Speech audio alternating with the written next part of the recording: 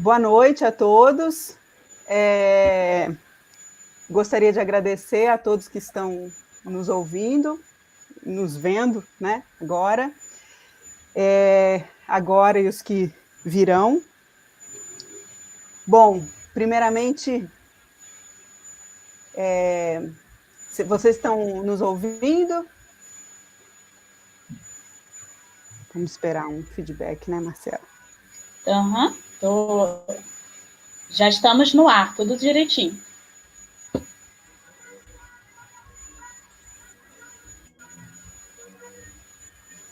Você está conseguindo ver algum comentário aí?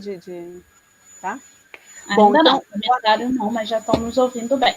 Certo. Boa noite a todos, então. Primeiro, eu gostaria de agradecer muito a presença da professora Márcia, TT. Ela, enfim, daqui a pouco a gente vai falar mais. Eu gostaria de apresentar esse projeto. É o projeto Bate-Papo sobre o Ensino de História, que está sendo feito pelo Laboratório de Prática de Ensino em História, que está ligado ao curso de História da Universidade Federal dos Vales de Jequitinhonha e Mucuri, aqui em Diamantina, né? E é um projeto que eu estou fazendo em parceria com a professora Marcela Albani. Né, Marcela? É com Isso você. Aí. Então, pessoal, mais uma vez agradecendo pela presença, quem está voltando, né? Como a professora Vitória falou, nós estamos ainda nesse início do projeto, iniciamos na quinta-feira da semana passada, e a gente espera que seja mais uma tarde, uma noite, na verdade, junto com a professora Márcia, uma grande parceira aí na defesa do ensino de história, né, nas lutas políticas do campo, e que a gente possa aprender e possa compartilhar, e vocês também, ao longo aí do chat, possam ir interagindo com a gente, trazendo as questões de sala de aula, trazendo as questões de pesquisa, né, que nos incomodam. Então, sejam todos e todas muito bem-vindos a mais um dia, mais um encontro aqui do nosso projeto. Bom, para começar, então, novamente, eu queria agradecer a presença da professora Márcia, né? A professora Márcia, ela trabalha com questões do ensino de história e mídias, né? Também tem uma larga experiência em formação de professores, né? Na formação docente, e ela vai, não vou falar aqui o currículo, porque, né, é extenso, e aí a gente vai pedir para ela apresentar um pouco a sua trajetória e quando que começou essa preocupação com a questão do ensino e da educação, né, na sua formação de historiadora. A gente vai começar e aí a gente continua o bate-papo por aí. Obrigada, professora. Bom, boa noite a todos e a todas. Fiquei muito contente com o convite, nem preciso dizer isso, né? Realmente é uma parceria que vem dando certo em outros momentos e que eu espero que dê certo hoje também, né? Espero que vocês estejam me ouvindo, qualquer coisa é só avisar, e me vendo. E eu acho que eu posso começar falando um pouco da minha trajetória, né, para chegar no tema que é o ensino de história e o revisionismo conservador. Bem, eu sou formada em História na Universidade Estadual de Londrina, isso faz bastante tempo, né, na década de 80. Eu tenho uma especialização em didática da história, fiz mestrado na Universidade Estadual de Maringá, em Educação, doutorado em História da Educação na Universidade Federal do Paraná, e fiz o pós-doutorado na USP com a supervisão da professora Kátia Budi. Bom, a gente sempre fala esse currículo, mas tem muita coisa por trás disso, né? Eu acho que eu nunca me imaginei, primeiro, dando aula na universidade. Nunca me imaginei. Eu sou uma pessoa muito tímida, introvertida, e eu achava que não daria conta disso. Mas uma coisa leva a outra, né? Eu trabalhei na escola pública como professora, certo? E aconteceu um teste seletivo e eu tentei, passei em metodologia e prática de ensino de história. De lá para cá, né? Eu fui perdendo um pouco o medo do público, né? Fui avançando no ensino de história, fui gostando da área, porque eu lidava com estagiários que também têm medo de dar aula, têm medo do público. Fui dessa forma me interessando pelo ensino de história, porque era um problema que eu tinha, né, de dar aula, né? Eu me sentia muito exposta e resolvi lidar com alunos que pensavam da mesma forma. E vem dando certo. Eu trabalhei na Universidade Estadual de Londrina durante 20 anos, né, nessa linha do ensino de história. Depois eu pedi minha transferência para a Universidade Estadual de Maringá. Estou lá desde agosto de 2016, trabalhando sempre na mesma área. Eu sou professora do mestrado em História Social da Universidade Estadual de Londrina, na linha de ensino de História. E na UEM eu sou professora do curso de História e do Prof. História, e também do curso de Pedagogia EAD, sempre lidando com o mesmo tema. Bom, a minha pesquisa no doutorado, como já disseram, né, eu trabalho com as mídias, e eu trabalhei com a revista Nova Escola, né, trabalhei com essa revista, e trabalhei pensando no que os professores, né, o que os professores viam na revista para ser reproduzido em sala de aula. Eu comecei com essa ideia, comecei com a ideia de que o professor, né, lia a revista e reproduzia em sala de aula, e eu vi que não era nada disso. Então, as apropriações que os professores fazem da revista, né, revista Nova Escola, acho que todo mundo conhece, é uma revista de consumo, né, na época ela era impressa, certo? Ela, na verdade, ela é apropriada pelo professor de forma muito mais original, né? O professor acrescenta, o professor enriquece as propostas de ensino de história, o professor muda a proposta da revista para melhor. Foi essa conclusão que eu tirei, né, no meu doutorado. Então, me mudou bastante a ideia que eu tinha, inclusive de que a mídia, ela manipula, né, e comecei a embasar meus estudos na história da leitura, porque eu percebi que não era bem assim, né, que sempre o leitor, a audiência, o público vai coproduzir aquele texto, seja ele qual for, né, mesmo que seja o texto da internet, né, ele sempre é um coautor, e a partir daí eu comecei a pesquisar outras mídias, né, pesquisei o Orkut, por exemplo, nessas comunidades virtuais do Orkut, né? Hoje tem gente que nem sabe mais o que é Orkut, mas na época foi um início, né, de ver como que a gente podia usar as postagens como fonte, né? A questão da netnografia, que na época não era comum, né? Orkut, imagina, lá atrás. E sempre pesquisando os produtos da mídia, eu cheguei, né, em 2012, no estudo do Guia Politicamente Incorreto da História do Brasil, do Leandro Narlock, e fiz uma pesquisa no ensino médio, né, com mais de 100 alunos, para ver como que eles se apropriavam desse livro. Esse livro, gente, na época, ninguém dava muita bola para ele, né? O historiador ria, certo? Riram da minha pesquisa também, né? Mas, na época, ele já tinha mais de 500 mil cópias, né, de tiragem. Então, ele não era conhecido na história acadêmica, ele era debochado como fonte, mas na história pública ele funcionava muito bem, né? E eu acredito assim que o Leandro Narlock ele inaugura pelo menos uma síntese do revisionismo no Brasil, certo? Agora eu não sei se vocês já me adiantam, se eu esqueci alguma coisa, me falaram para falar um pouco de mim, falei um pouco. O que eu posso falar mais é que eu adoro o que eu faço, né? Eu adoro as pesquisas que eu faço, mas o revisionismo, estudar o revisionismo tem me, como que eu posso dizer, às vezes irritado muito. né? Tem me impactado e tem me incomodado, me deixado assim, assim, desconfortável, né? E inconformada, essa palavra. Estava tentando achar aqui, inconformada. Mas eu acho que é uma coisa que a gente tem que estudar, tem que perceber que é uma história, o revisionismo conservador, ele vem se espalhando cada vez mais, e que nossos alunos, isso, quem é professor sabe, eles acreditam mais nesse revisionismo, né, nessas ideias, do que no professor de história. Então, é algo que a gente tem que se preocupar, né?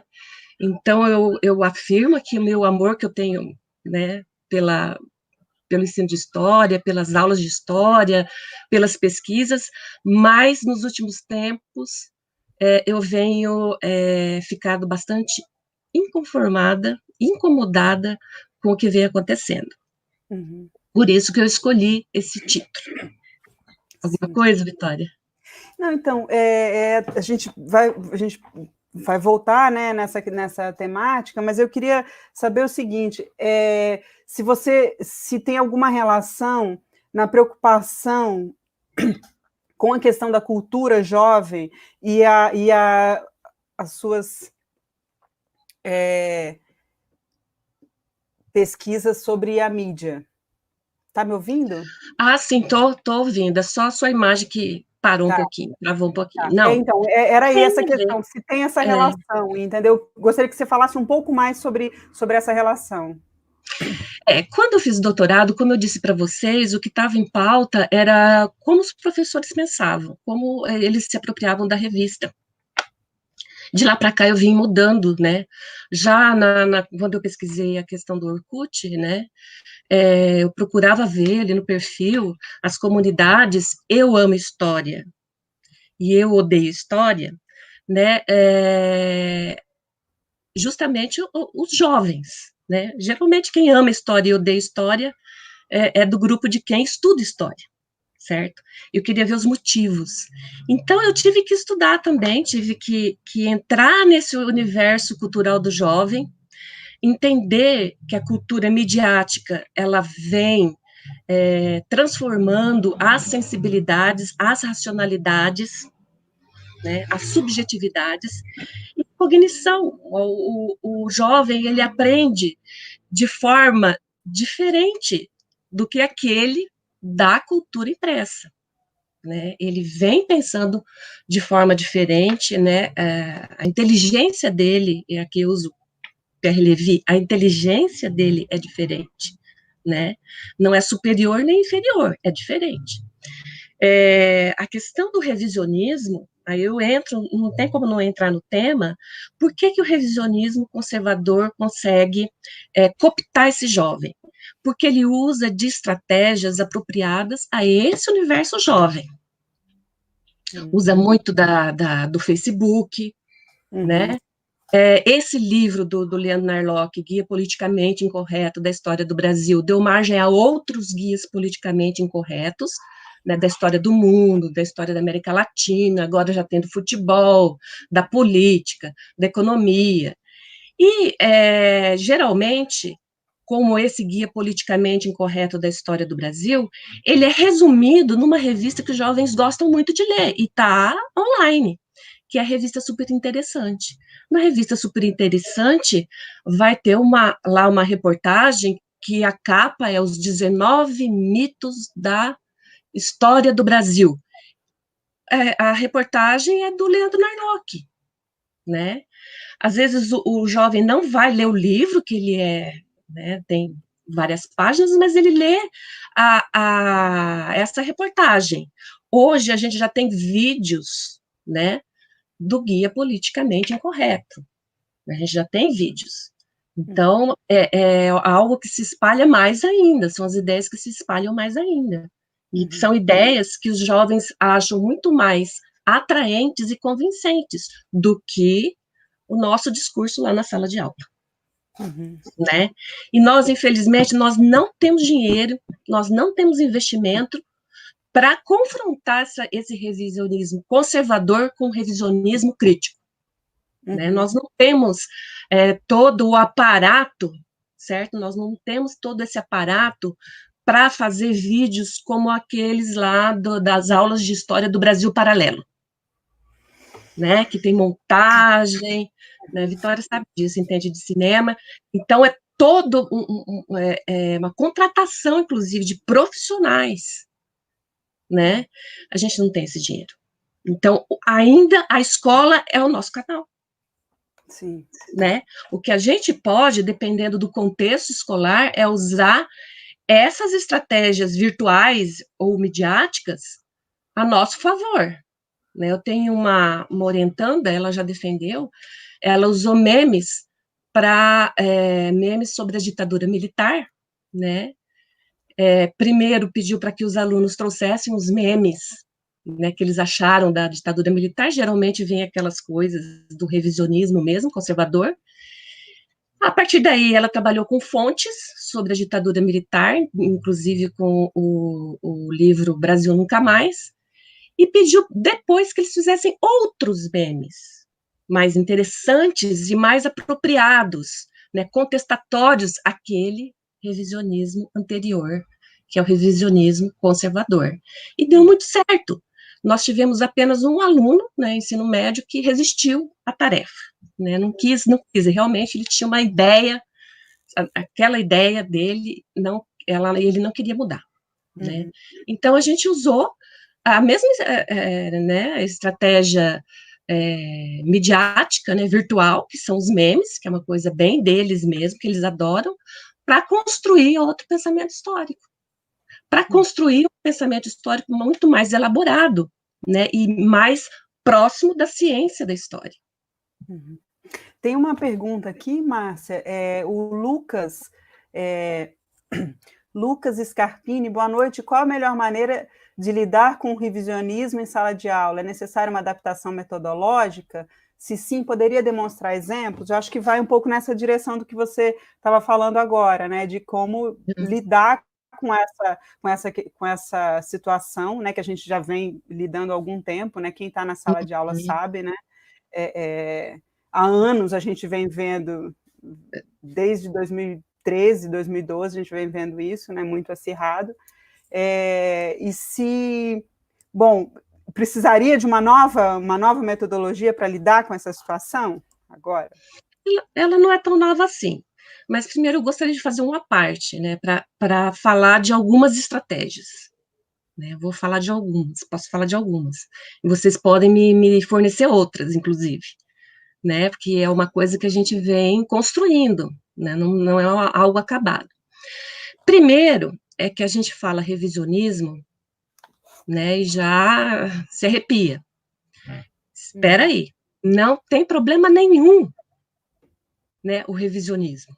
Depende de como que ele funciona, né, é parte da ciência, inclusive da ciência da história, você rever abordagens, você rever problemas, fontes, bibliografia, tem que rever sempre, porque a ciência da história faz muito tempo que a gente já abandonou aquela ideia de verdade única, né, pronta e acabada. Não, a gente tem que rever sempre, é uma construção, né. A questão é, qual que é o problema do revisionismo conservador? Se eu estou falando do revisionismo conservador, é porque eu acredito que existe outro revisionismo, que é o crítico. Tem gente que fala crítico, tem gente que fala progressista, né? Muito importante para o ensino de história, principalmente depois que a gente passou pelo regime civil-militar. O revisionismo crítico no ensino de história, ele foi intenso depois do regime militar, ou mesmo durante o regime militar. Foi aí que a gente teve a base de discussão que a gente tem até hoje, né? Naquele momento, a gente começou a duvidar da história que era ensinada, justamente para contrapor ao ensino de estudos sociais e pedir a volta das disciplinas de história e geografia. No regime militar, elas foram juntadas lá no primeiro grau. É daí que vem o revisionismo crítico, que muita gente chama de marxista, esquerdista, né? Depende do seu lugar de fala, né? Mas eu acredito que foi um terreno propício para acontecer esse revisionismo crítico e que nos auxiliou bastante. Então, se questionou muito o livro didático, perguntando: cadê o índio no livro didático? Cadê a mulher no livro didático? Cadê o negro no livro didático? Por que o indígena está sendo retratado assim? Então, foi um momento de muita discussão, é nesse momento que a gente tem livros importantes, até hoje, Ensino de História, Revisão Urgente, né, coordenado pela professora Cabrini, nesse momento que a gente tem um livro que foi, assim, determinante na educação, não é nem de ensino de história, que se chama As Belas Mentiras. Ali se critica o livro didático, né? O patriotismo exagerado do livro didático, a ideia de obediência aos poderes constituídos, o machismo, a questão do índio, a questão do negro. Era uma crítica tão contundente que às vezes até exagerava, né? Nesse livro da Nozella, né, As Belas Mentiras, ela denuncia as imagens, né, a questão dos bandeirantes, mas eu nunca esqueço que tem uma imagem que tem um avô com as crianças tomando leite direto da vaca, o avô está tirando o leite da vaca, né, e a vaca está sorrindo. Aí ela faz uma crítica: olha, até a vaca sorri, não se discute o latifúndio, a exploração do camponês. Mas, gente, era um livro didático para crianças das séries iniciais, né? Quer dizer, a vaca não pode sorrir? Então, a gente tinha até assim, um exagero nesse revisionismo crítico, né? Nem a vaquinha podia sorrir no livro didático, tinha que ir lá para a criança de 8, 9 anos falar da exploração do camponês. Não é assim. Então, a gente tem que relevar algumas análises da época, mas eu digo que foi muito importante. A nível mundial, a gente tem esse revisionismo crítico, que sempre estava colocando à prova a história, aquela construída pelo Estado, chamada de história oficial, aquela história burguesa, machista, de heróis, né, de heróis e vilões, né? Então, muito importante. Só que, ao mesmo tempo que acontecia esse revisionismo crítico, a gente já tinha o revisionismo conservador. Então, a gente já tem pessoas falando da Revolução Francesa, da Revolução Russa, defendendo a ditadura franquista, a ditadura em Portugal com Salazar, e mesmo até negando o Holocausto. Então, do outro lado, na mesma época, a gente tem já o revisionismo, né? Ele não nasce aí também, né? Se vocês quiserem saber mais, se aprofundar mais sobre o revisionismo, eu recomendo assistir a live do professor Clóvis Brunner, da Universidade Federal do Paraná, que ele vai falar de todas as vertentes, né?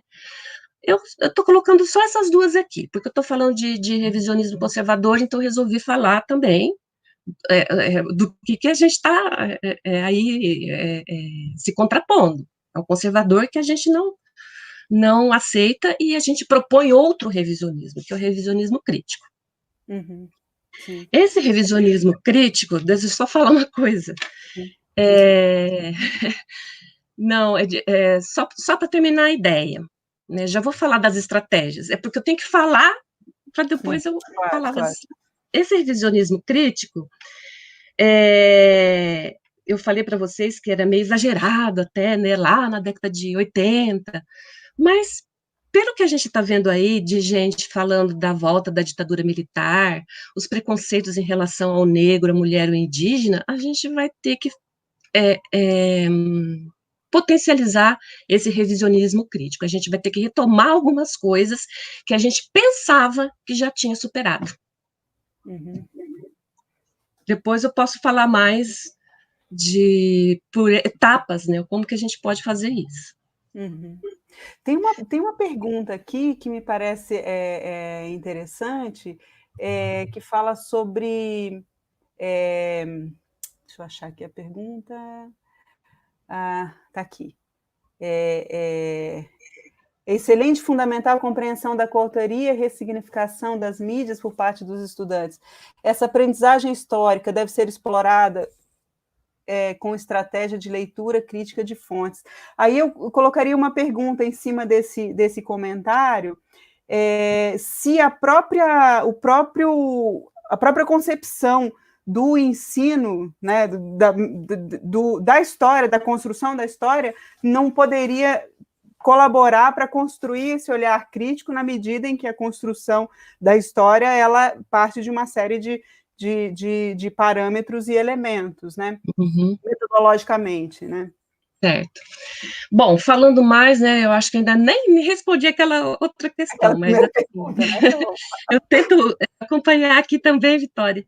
Né, o Edilson está falando, o livro da Nozella, ele era inspirado no livro sim, Mentiras que Parecem Verdades, do Humberto Eco, que é maravilhoso de ler também, né, porque era um revisionismo do livro didático que acontecia não só no Brasil. Eu falei que no Brasil foi importante por conta da ditadura militar, mas acontecia, sim, em outros lugares, né, então é uma época importante para o ensino de história.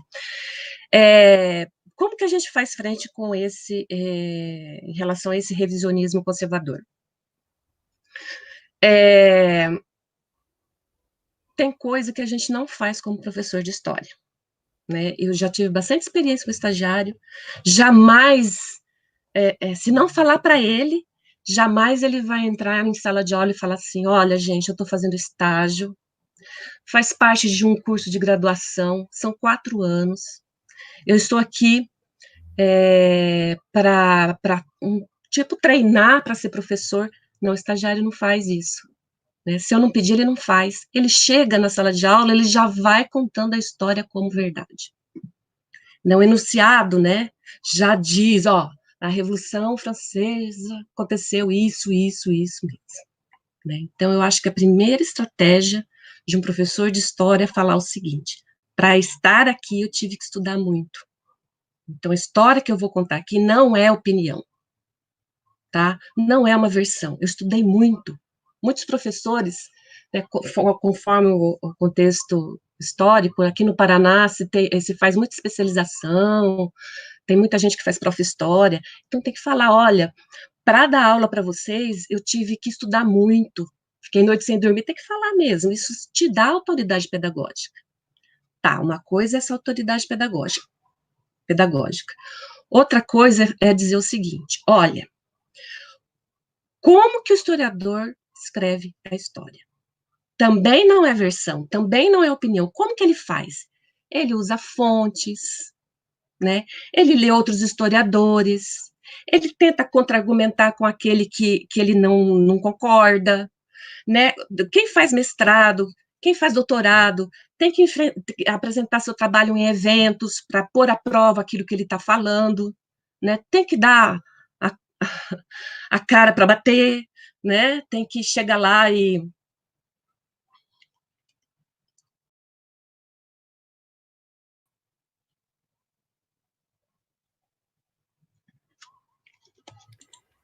pessoal, acho que a gente teve algum problema aqui na conexão. Voltou. Voltou. Então vamos lá. Então, assim, continuando, tem que dar cara para bater, tem que falar que você apresenta trabalho em eventos, tem que escrever artigo acadêmico. Então, assim, a história, ela não é escrita, o historiador vai lá e escreve. Não, passa por todo um trabalho do historiador. Por isso que a gente quer tanta profissão do historiador, né? Do profissional, né, de história. Porque o aluno tem que saber que é um trabalho, um processo, né, e que não é fácil. Então, primeiro, autoridade pedagógica, segundo, falar o que é esse trabalho do historiador. Alguém disse aí, e usar a metodologia da história em sala de aula. Qual é a metodologia da história? Fontes históricas, o debate, a argumentação. As fontes históricas, vocês podem até falar assim, tem que procurar as fontes. Está no livro didático, a gente já tem atingido um livro didático mais composto, mais repleto de fontes, né? Então, é através da fonte, porque o aluno tem que entender como são os procedimentos científicos para fazer história. Ele tem que abarcar, englobar, né, internalizar esses procedimentos, certo? E parece difícil, como eu disse, né? Mas como a fonte histórica ela é música, poesia, literatura, isso vai até motivar mais o aluno, né? Do que ficar só o professor falando, falando, falando. História em quadrinhos, dependendo do que você vai trabalhar. Então, isso vai até incentivar o aluno a gostar de história, né? E acabar com essa má fama, né, de história, que a história é chata. Né? Depende, se você usar a metodologia da história, é muito mais, né, fácil o aluno se aproximar da ciência e também ser motivado a aprender. Lógico que a gente tem outras estratégias, eu acredito que criar essa empatia histórica, que a empatia não é só simpatia, é o aluno contextualizar um sujeito histórico, saber da diferença daquele que vive aqui e aquele que vive lá atrás, né? Eu acho que a gente tem que, a todo momento, fazer a relação passado e presente, né? O objeto da história é o passado, mas ele não tem sentido nenhum para o aluno se você não fizer relação com o presente, com o que acontece hoje, se a gente não mostra o passado no presente, certo? Sim, Eu estou vendo que... Tem uma pergunta... fica à vontade. Não, pode falar. Tem uma pergunta aqui que está falando sobre a questão como interpretar o Brasil Paralelo em termos de formação de consciência histórica. Olha, você acha? Eu acho o seguinte, eu acho que o Brasil Paralelo ele pode ser usado como fonte, sim, para a gente criticar, para a gente mostrar os vários problemas que tem essa narrativa, né? Quando a gente fala de consciência histórica, a gente não pode perder de vista que a consciência histórica todo mundo tem. Talvez o aluno não tenha aquela que a gente tem que esperasse, né, que ele tivesse, né? Mas eu acho que é papel da escola. E sim, eu acho que existe uma intencionalidade da escola, ou deveria ter, de aperfeiçoar essa consciência histórica. Então, qualquer coisa pode ser utilizada como fonte, né? Se você tem um museu que conta uma história oficial da elite da sua cidade, você pode usar esse mesmo museu para mostrar, olha, vamos ver outras narrativas? O que está faltando nessa narrativa? O negro, o indígena? Né? Então, qualquer produto da mídia pode ser utilizado, sim. E até recomendável que se faça isso, porque, como eu disse, né, no começo da minha fala, são narrativas muito presentes na sociedade e no universo cultural do aluno, né? Nesse processo a gente poderia dizer, né, que, quer dizer, para fazer essa mediação, a formação do professor é fundamental, né? Porque é ele que vai... Exatamente, a formação é importante. E assim, a gente tem que ter em vista e colocar mesmo essa questão da ciência, né, não a história como verdade, mas como um processo de trabalho, de pesquisa com a ciência, né? Firmar muito isso, né, é algo que a gente já pensava superado, né, a gente já tinha chegado na discussão de que a gente tem que respeitar né, as várias versões. Hoje a gente não pode mais falar isso em sala de aula, não, porque eles vão respeitar qualquer versão, e pode ser uma problemática própria do revisionismo, né? O que a gente tem que ter em mente é o seguinte, todo mundo usa o passado. Todo mundo, essa questão da consciência histórica. A gente sempre vai recorrer ao passado para entender o presente, né, e a partir de problemáticas do presente e criar ações para o futuro, né? Se me incomoda muito, eu vou dar um exemplo bem bobinho, se me incomoda muito a questão da mulher hoje, e eu volto para o passado para ver como que ela foi sendo construída, né, eu posso pensar em como ela pode ser desconstruída, visando lá no futuro né, umas práticas, né, e pensamentos menos machistas. Então, sempre você vai recorrer a essa relação passado, presente e futuro, né? Então, você sempre usa na sua vida cotidiana, inclusive, né? Estou simplificando bem a questão aí da consciência histórica. A diferença do revisionismo crítico para o revisionismo conservador é que o revisionismo crítico, primeiro ele estudou a escravidão, por exemplo, que é uma coisa que volta sempre, né? Passado que não passa, né? Ele estudou primeiro, né? Depois ele concluiu que seria interessante ter as cotas raciais nas universidades por conta de uma reparação histórica, né? O revisionismo conservador, ele faz o inverso. Primeiro ele tem a ideia que o Estado tem que ser mínimo. Então, chispa, né? Essa coisa de investir na educação pública, na segurança pública, na saúde pública. Primeiro ele parte dessa ideia. Não, porque a gente não pode ficar aí dando cotas para negros, indígenas e pardos, né? A gente não pode ter a lei Maria da Penha, né? Primeiro ele parte dessa necessidade, depois ele volta para trás, para o passado, para justificar o que ele já pensa. Então são coisas totalmente diferentes. O revisionismo crítico, ele vai estudando e acumulando estudos para criar certas conclusões e agir para o futuro. E o conservador, ele parte de uma demanda agora, nesse sentido, para voltar para o passado e usar esse passado justificando suas ideias. Certo? Leandro Narlock é a mesma coisa. Por isso, a necessidade de falar, a escravidão não foi tão ruim assim. Né?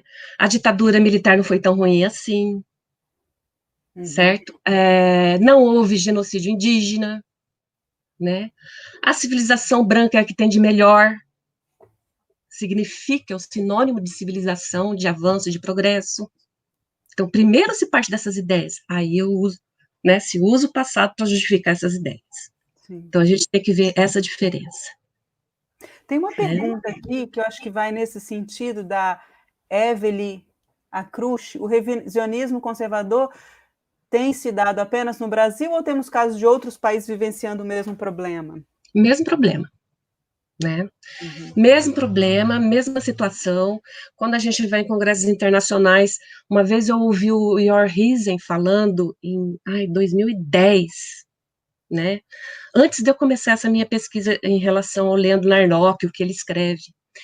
E o Riesen já tinha falado, olha, na Alemanha, a gente está tendo, de novo, as mesmas ideias que a gente tinha lá na época, certo, do Holocausto.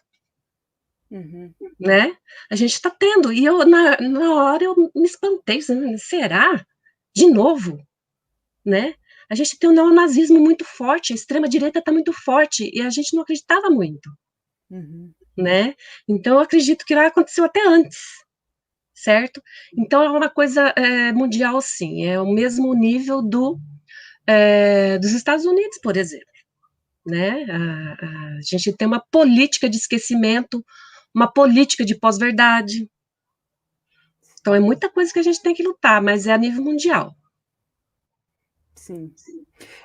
Márcia, tem uma outra pergunta aqui que eu acho que é interessante, do Edson Chaves.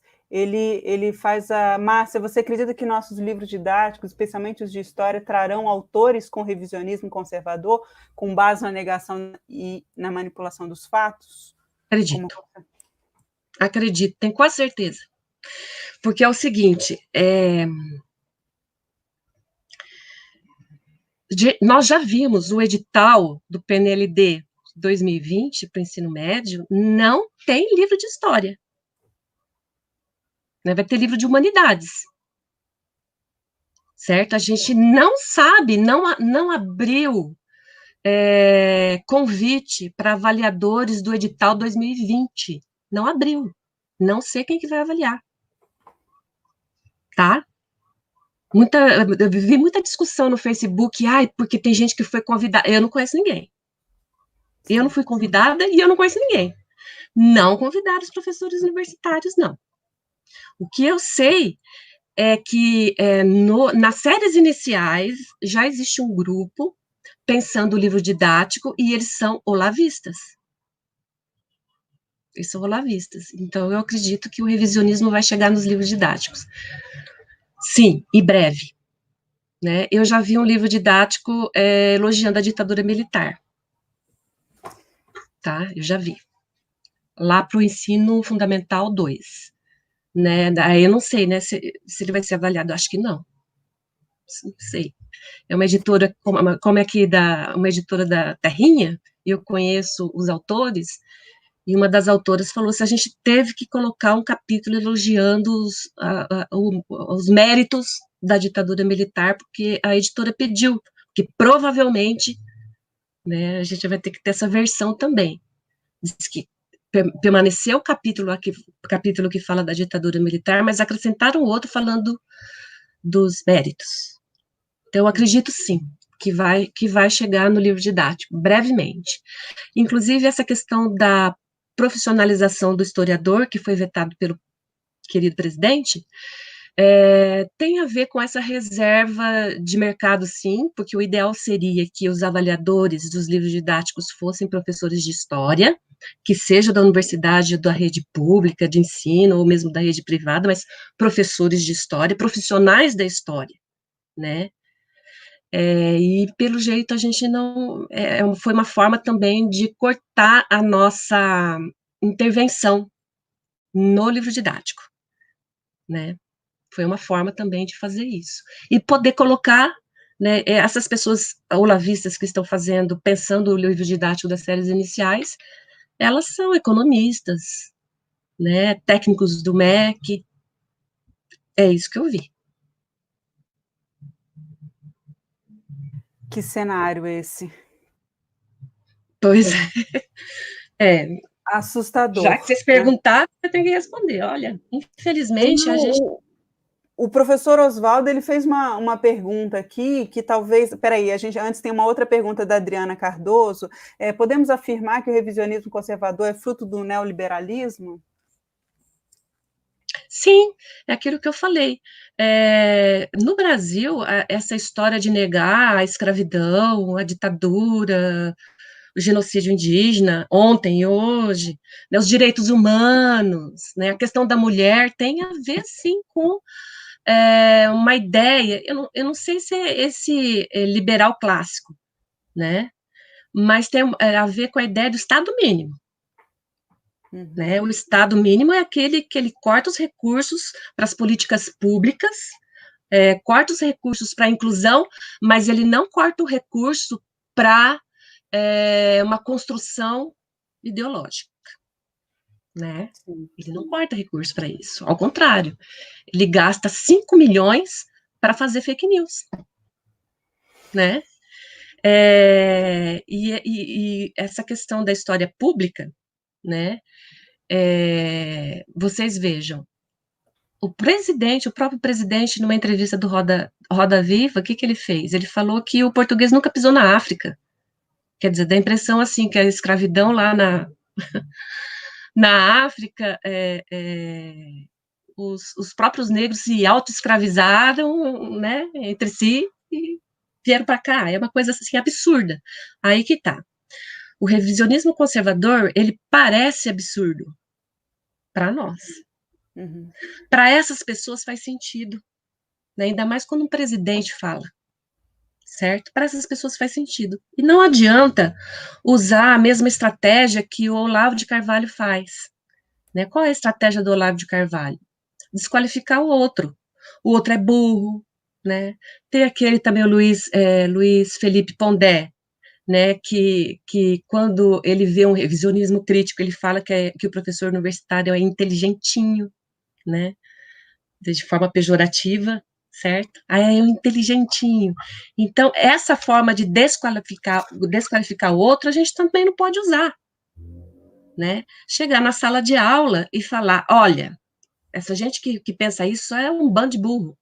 o presidente é burro, todo mundo é burro, né? Isso é conversa de Facebook. Em sala de aula, a gente tem que construir um conhecimento histórico mais elaborado através da metodologia da história, né? E não desqualificar o outro, né? Sim, Essa daí é uma estratégia deles, não nossa. sim. Entrando nessas, o professor Oswaldo ele fez uma pergunta. Márcia, você acredita que a aproximação entre história pública e ensino de história pode contribuir para a pesquisa sobre o revisionismo conservador? De repente, esse é um outro campo, né, de atuação do historiador que pode estar combatendo, né, ou tentando, pelo menos, porque a gente sabe que é uma máquina muito cara, né, combater essa onda, né, desse conservadorismo.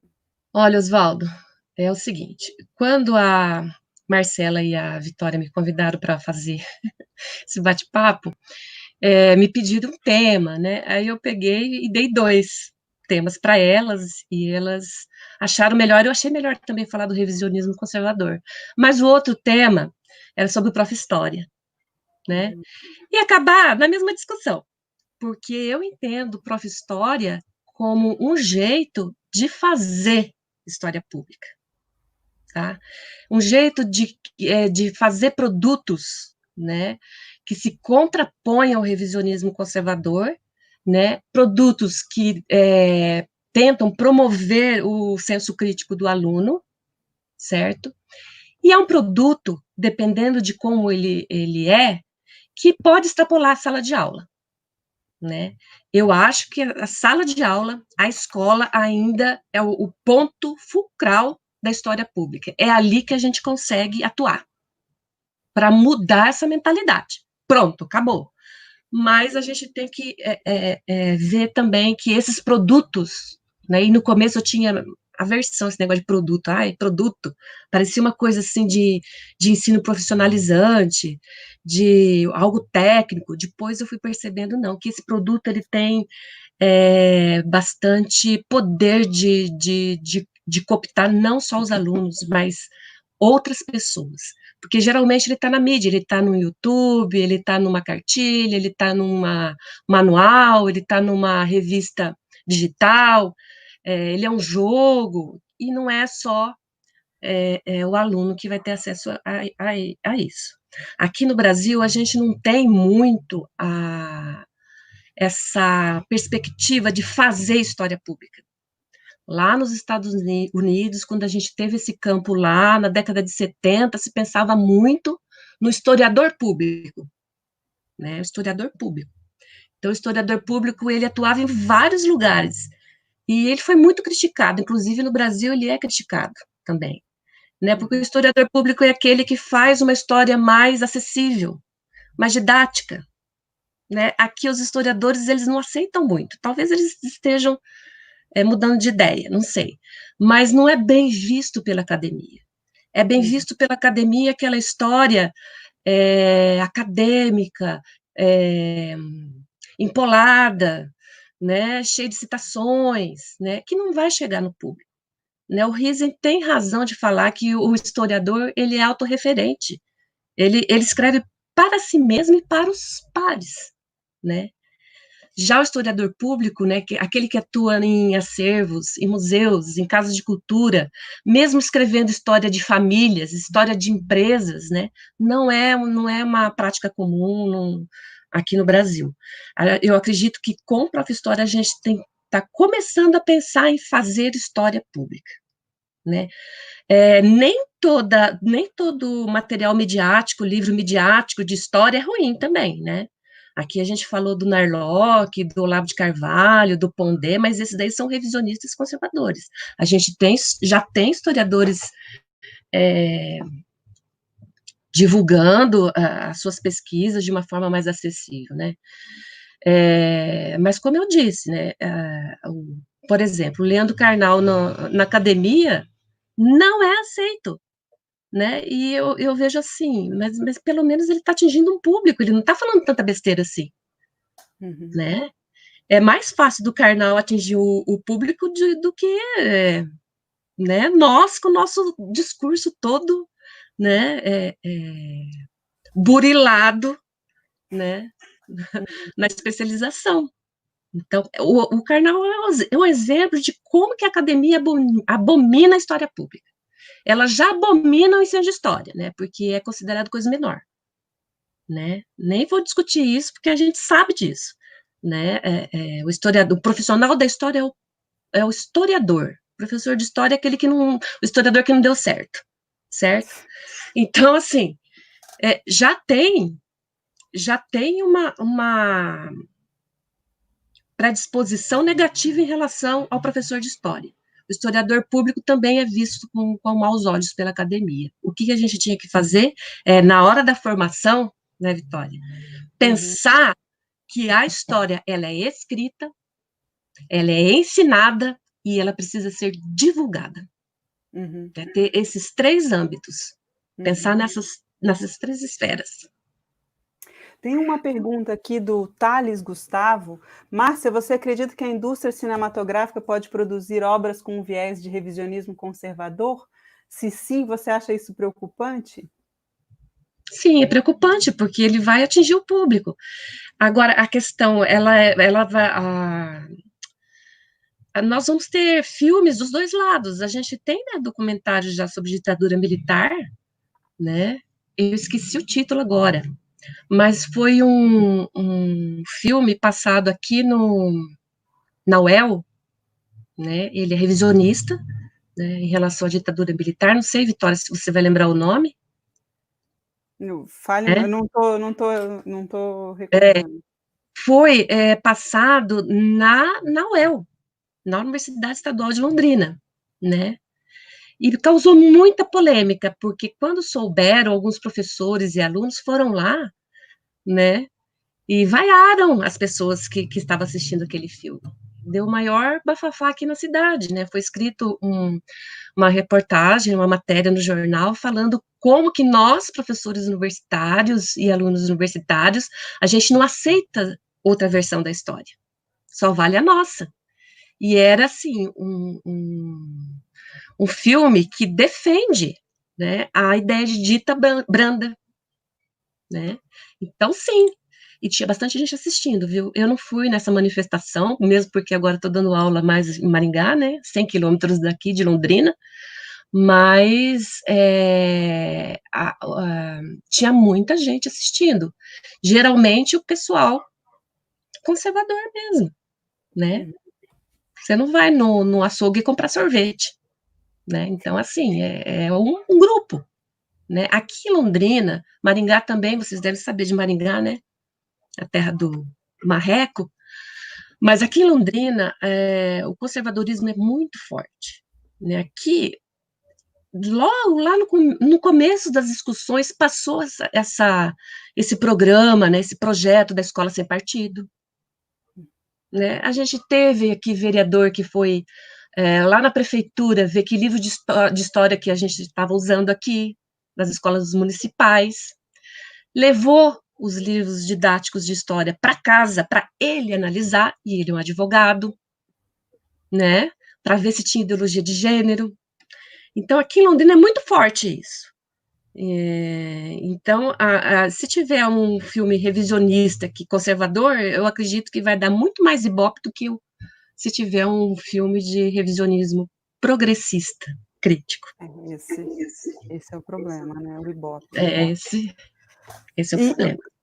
Márcia, a gente tem uma outra pergunta aqui, diante do Luciano Lupa, diante dessa realidade em relação ao ensino de história e do triste prognóstico a esse respeito, não seria o caso de cada escola, cada comunidade adotar sua própria metodologia de ensinar história? Ou será que isso também não é uma forma de de ter um efeito contrário, né? De se acirrar o conservadorismo? A gente tem que diferenciar. Metodologia para ensinar história, a gente tem várias. Né? Você pode usar o que você quiser. O que eu estou falando é da metodologia da escrita da história, como que a gente constrói o pensamento histórico, né? Não é a estratégia de ensino, é uma estratégia de ensino da história, específico da história. E a metodologia específica da história é o uso de fonte histórica. É a interpretação, é a análise, é internalizar os procedimentos do historiador. Até assim, eu já vi muito escrito em alguns textos, e até em currículo, né? A gente não tem como objetivo formar um mini historiador. Eu tenho. Eu quero um monte de historiador, um monte de mini historiador.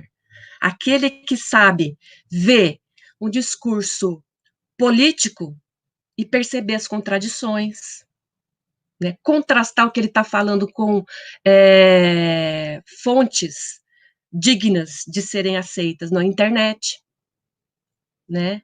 Aquele que assiste um filme que seja revisionista, conservador, mas que ele consiga pensar, mas espera lá, né? A professora disse isso, deixa eu ver o livro didático, deixa eu ver o livro didático até então, né? Deixa eu ver as fontes aqui, né? Será que é isso? Que duvide dos discursos, que duvide das propagandas políticas, que duvide do material que ele está assistindo, que seja uma audiência com senso crítico, e que não seja uma audiência passiva, uma massa, né? Mas que seja protagonista do seu conhecimento, né? Eu acredito que se você domina, né, começa a internalizar a metodologia da história, você passa a olhar o mundo conforme a metodologia da história. Então, você se torna assim, um mini historiador. No caso da história pública lá nos Estados Unidos, se tinha muita intenção de divulgar não só a história como passado para o público, mas ensinar o público a usar a metodologia da história científica, certo? A usar essa metodologia, né? Que envolve não só o uso das fontes, envolve outras coisas também. A fonte não vai falar por si. Mas o que o historiador faz para interpretar as fontes? Faz pesquisa, né? O aluno tem que ser um pesquisador, o aluno tem que ler outros textos, o aluno tem que ter acesso a outras fontes, né? O aluno tem que aprender alguma coisa sobre aquele contexto histórico, precisa das informações históricas, sim, né? A fonte não vai falar por si. Senão, de repente, eu pego, como tem dois historiadores aqui da minha universidade que pegaram o testemunho do coronel Ustra e defendem a ditadura militar, né? E provam, pelo testemunho do coronel Ustra, que a ditadura foi necessária para conter o avanço do comunismo. Se não tivesse ditadura, a gente viveria hoje numa ditadura comunista igual da Rússia, né? O livro de história, de historiadores, né, optou por trabalhar essa fonte, tem um posicionamento, é uma história revisionista. O revisionismo conservador, ele não acontece só na história pública, ele vem acontecendo não só entre jornalistas, blogueiros, youtubers, não, astrólogos e filósofos, não. Ele também está acontecendo pela mão do historiador, né? Por isso que a metodologia da história não é só usar fonte, né? Vem outras coisas aí junto, por isso que a gente tem que estudar a teoria da história, né? Entra a questão da ética, entra a questão do seguinte, enquanto eu tenho 1000 historiadores falando que a ditadura militar foi um regime de exceção, torturou, matou, não foi democrático, né? Foi um regime problemático, e eu tiver 2, 3, 10 falando que não, isso, a força desses 10 não vão mudar o paradigma da história, a menos que 1000 comecem a falar isso, né, que a ditadura não foi ruim, tão ruim assim, que ela foi necessária, e só tenha 10 falando que não, é o estado de exceção, a gente feriu os direitos humanos, a gente nunca pode voltar a ela, né, aí a gente muda de paradigma. Porque a história faz parte da metodologia da história também, saber que é um trabalho acumulado. Trabalho acumulado, né? Não é porque esses dois historiadores lá da minha universidade, o Marco Antônio Villa, falou alguma coisa que vai destronar um paradigma da história. Então, enquanto todo mundo tiver esse consenso, Um consenso entre pesquisadores do período, a gente não pode falar que a versão daqueles que defendem a ditadura é válida, né? Tudo isso faz parte da metodologia da história, né? Contextualização, trabalho com fontes, empatia histórica, né? Ter acesso a outras bibliografias, saber argumentar com aquilo que você discorda, de forma fundamentada, debater, discutir. Sim. Gente, o papo está muito bom aqui. Eu não sei se tem mais algumas perguntas aí, mas a gente já está no tempo, né? Márcia deve estar super cansada, né? Porque um dia cheio. Foi muito, muito boa essa. Só fazer uma parte no final. Oi? Tá? Só queria fazer uma parte no final, para a gente não perder de vista algumas coisas. Certo. Pode ser? Pode, claro. Eu sei que se eu for responder todas as perguntas, nossa, são várias. Mas eu acho, depois que eu estudei essa questão do revisionismo, que a gente tem que estar por dentro também das estratégias desse revisionismo. Eu já falei uma, né? Que é a questão de partir de desejos em relação, projetos em relação ao Estado mínimo, né? Um projeto que cancela, né, as políticas públicas para a inclusão, e a partir daí olhar o passado, mas a gente tem outras, né? E aí amarra com essa questão do jovem. Vocês vejam o Olavo de Carvalho, né, como que ele xinga todo mundo. O jovem gosta disso. Não é por isso que a gente vai usar a mesma estratégia. O revisionismo conservador também usa a estratégia de ser imperativo, uma linguagem imperativa. A Terra é plana. Né, de uma forma, com uma força, uma potência, que quem ouve, né, e esse jovem, quando ele ouve, né, e vê aquela pessoa falando com tanto poder, muito difícil você ir contra, né, essa linguagem imperativa. É uma linguagem persuasiva, né, e utiliza o efeito de atualidade. O Leandro Narlock fala muito assim, esqueça tudo que o seu professor de história disse, ele está atrasado, né, ele é ingênuo, né, agora eu vou falar a verdade para vocês, agora eu vou falar da história científica, né. Então, é a estratégia também de usar fontes, de usar a metodologia da história às vezes, mas deturpando os resultados, né. O professor Clóvis Gruner, ele vai falar que esse revisionismo conservador mimetiza a historiografia científica especializada. Ele copia, ele imita, né, muito bem, e é difícil de você perceber onde que está o furo. O maior furo, às vezes, é a generalização, né? Se o escravo ele se tornou liberto e aí ele comprou escravo, eles pegam 1, 2, 3 casos e generalizam. Então, veja como a escravidão não foi tão ruim assim, porque o escravo, quando se tornava liberto, ele comprava escravo. Então, ele pega as exceções e transforma, certo? Em algo geral. Outra coisa também é comparar coisas nada a ver, né? Olha, lá na África já se escravizavam, né? Negros escravizavam negros, certo? Então, obviamente, né, é uma coisa muito parecida com o que aconteceu aqui. Não é, né? Aqui houve um sistema comercial baseado na mão de obra escrava. Então, comparam coisas nada a ver. E, por último, mudar a quantidade das coisas, né, a proporção das coisas. Ditadura militar não matou tanto assim, né? Judeus, será que mataram 6 milhões de judeus mesmo? Acho que foi menos, acho que foi 3. Né? O que isso vai influenciar nos resultados do conhecimento histórico, né? No trabalho da história. Então, assim, a gente tem várias estratégias aí que a gente tem que pensar. Mas, no mais, gente, desculpa não poder responder todas as questões, mas eu acho que, no geral, deu para a gente ter uma ideia. Uhum, né? sim. Eu acho que deu uma travada aqui na minha...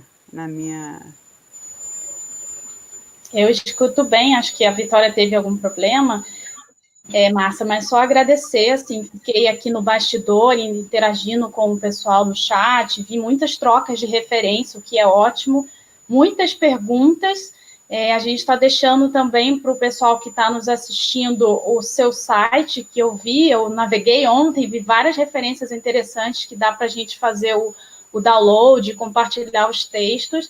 Então, em nome do projeto e em meu nome também, assim, pessoalmente falando, queria agradecer muito pela sua parceria, disponibilidade, nos ajudando nesse projeto que está sendo o início, né? Na verdade, você é oficialmente a nossa primeira convidada. E eu acho que as reflexões foram muito intensas, sobretudo para dar sentido ao que a gente pesquisa, ao que a gente ensina, como ensina, enfim, eu acho que a gente tem uma longa caminhada pela frente, né? E agradecer também por todos os colegas, amigos, conhecidos aqui, e outros que vamos aí conhecendo ao longo dos demais encontros, que foram mandando aí os agradecimentos, algumas sugestões também para o projeto, para próximos encontros de tema. Então, muito obrigado a todos e a todas que foram contribuindo com a gente ao longo da exposição da professora Márcia. Eu queria agradecer... Perguntando aqui que site, coloca aí o site, porque eu acho que as pessoas...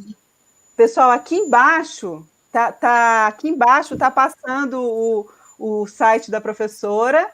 Eu queria agradecer muito a Márcia, eu acho que é muito legal isso também, porque tem várias ideias que foram instigadas, né? A gente não tem o tempo de estar trabalhando mais profundamente, eu acho que foi muito legal, assim, e lembrando que a gente vai ter essa live gravada, né? E aí depois as pessoas poderão acessá-la, né?